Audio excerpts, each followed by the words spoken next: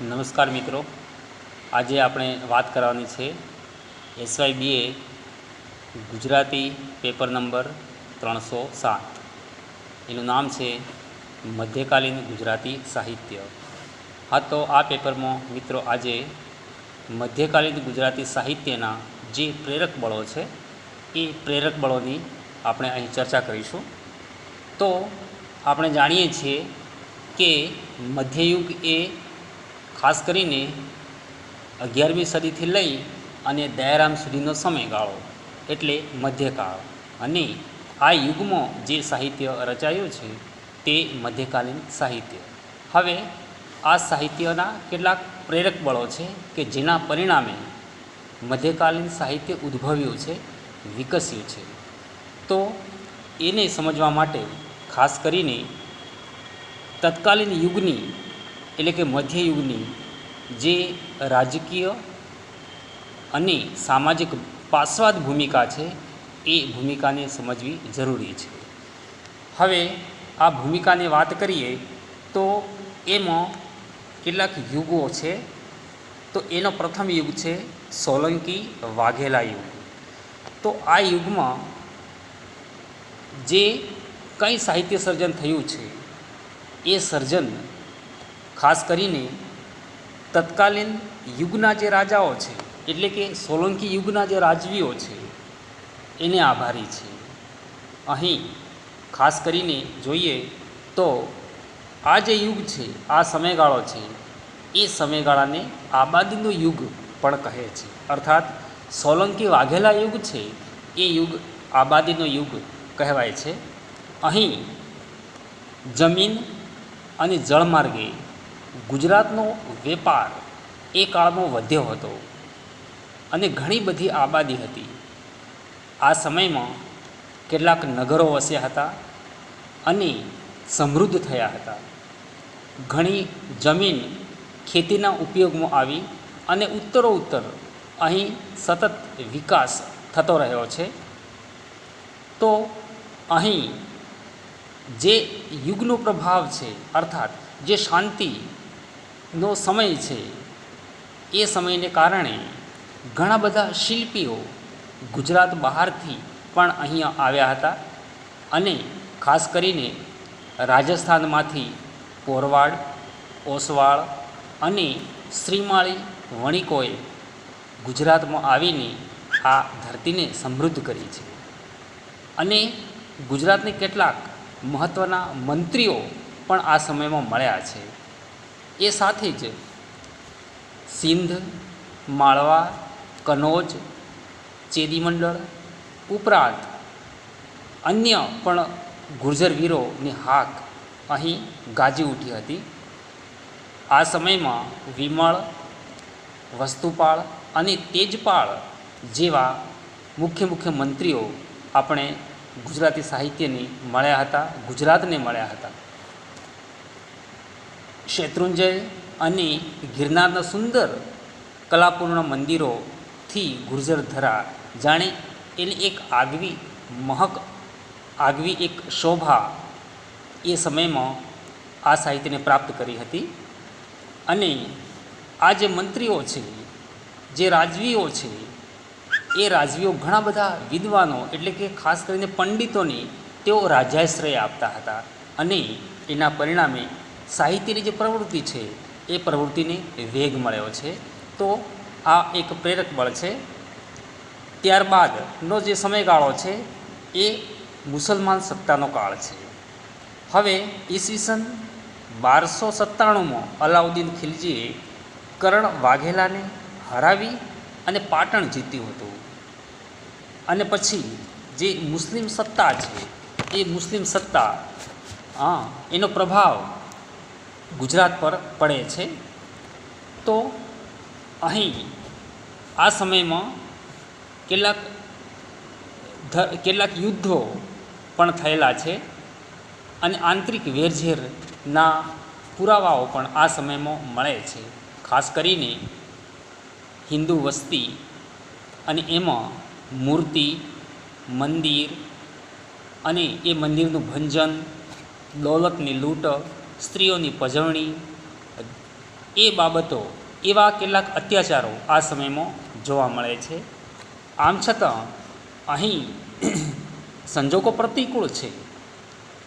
આમ છતાં કેટલીક સાહિત્યિક કૃતિઓ અથવા તો સાહિત્યિક પ્રવૃત્તિઓ આ સમયમાં પણ જોઈ શકાય છે.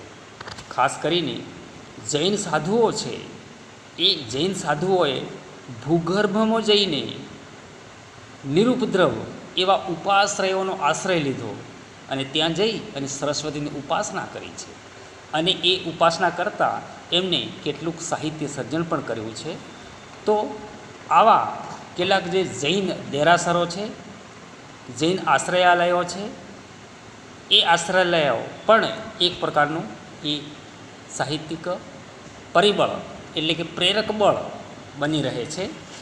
અને જે જૈન સાધુઓ છે, એ જૈન સાધુઓને હાથે આ સમયમાં ખાસ કરીને રાસ, પ્રબંધ, ફાગુ જેવા સાહિત્ય પ્રકારો એમની પાસેથી પ્રાપ્ત થયા છે અને એ વિકસાવાયા છે.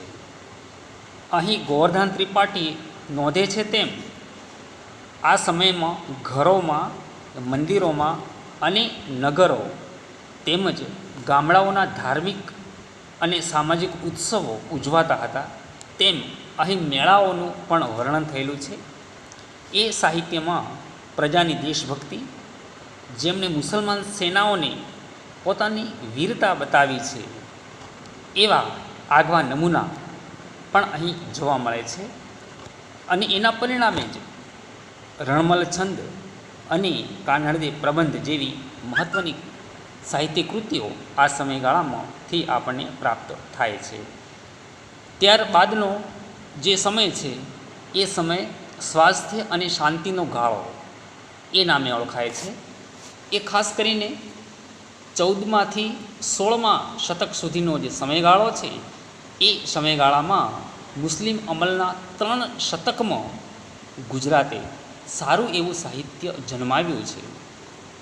ગુજરાતી ભાષાએ પોતાના એ શૈશવકાળમાં ઠીક ચૈતન્ય દાખવ્યું છે અને એના પરિણામે કેટલીક મહત્ત્વની કૃતિઓ આ સમયગાળામાંથી આપણને પ્રાપ્ત થાય છે. તો આ જે શાંતિનો ગાળો છે, સ્વાસ્થ્યનો સમયગાળો છે, એટલે કે 14મા શતકનો જે સમયગાળો છે, એ સમયગાળો પણ એક સાહિત્યિક પ્રેરક બળ બની રહે છે. અને એના પુરાવારૂપે જોઈએ તો રણમલ છંદ અને કાનહળદે પ્રબંધ એ એમના આગવા નમૂના છે. આ સમયમાં, આ કાલખંડમાં આપણને સમર્થ વેદાંત કવિ એવો અખો મળે છે કે જે બ્રહ્મ સત્ય જગત મિથ્યા, ગુરુ થા તારો તુજ એવી એક આગવી વિચારધારણા લઈને, જેને જ્ઞાનનો વડલો કહીએ છીએ, એવો એક મોટા ગજાનો સર્જક અખો આપણને આ સમયગાળામાં મળે છે. તો એ સાથે જ મધ્યયુગનું જે આખ્યાન શિરોમણી છે કવિ પ્રેમાનંદ, એ પ્રેમાનંદ પણ આ સમયગાળામાંથી જ આપણને પ્રાપ્ત થાય છે. અને ખાસ કરીને જે પૂર્વેના અગાઉના જે વાર્તાકારો છે, એ વાર્તાકારોને વિસરાવી દે એવો એક અજોડ અને અનન્ય કવિ ભટ્ટ શામળ આપણને આ યુગમાંથી મળે છે. અર્થાત આ સર્જકો છે, આ સર્જકો આ સમયગાળાના યુગના સંતાનો છે. તો આ શાંતિનો સમયગાળો આ પણ મધ્યકાલીન ગુજરાતી સાહિત્યનું એક મહત્ત્વનું પ્રેરક બળ છે. અને મિત્રો, એના પછીનો જે સમય છે, એ સમયગાળાને અશાંતિ કે અંધેરનો યુગ કહેવામાં આવે છે. તો અહીંયા કેટલાક આંતરિક વેરઝેર, ચોરી, લૂંટફાટ, કાટકૂટ, રાજકીય કાવાદાવા જેવી બાબતો આ સમયગાળામાં જોવા મળે છે. કેટલાક અને કહેવાય છે કે ગુજરાતમાં આ સમયગાળામાં 3 થી 4 વાર દુષ્કાળ પડ્યા હતા. અને આ સમયગાળામાં ઔરંગઝેબની છાપ વર્તાતી હતી, એની આણ વર્તાતી હતી.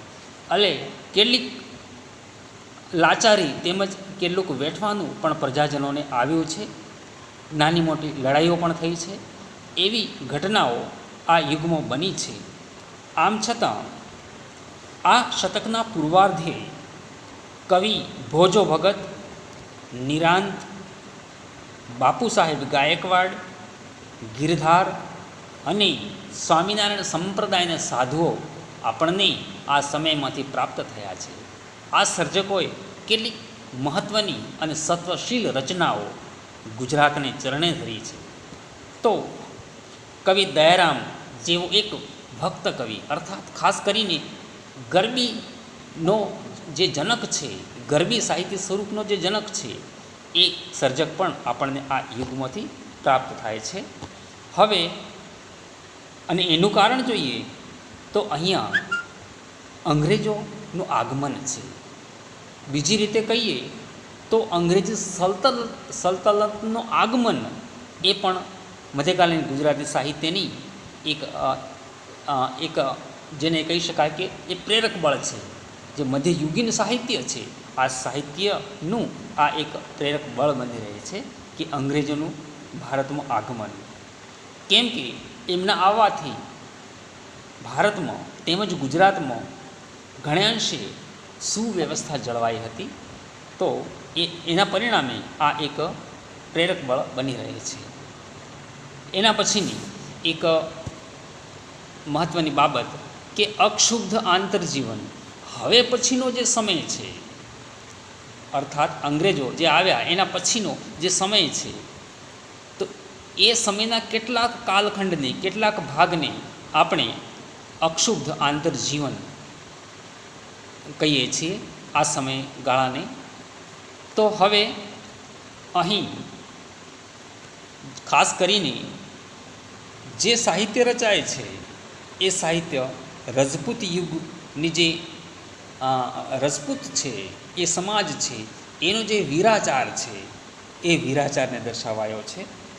અને જૈન અને જૈનેતર એમ જે બે વિચારધારા છે, બે પરંપરા છે, એ બે પરંપરાનું સાહિત્ય છે, એ સાહિત્ય આ યુગમાં આપણને પ્રાપ્ત થાય છે. તો અહીં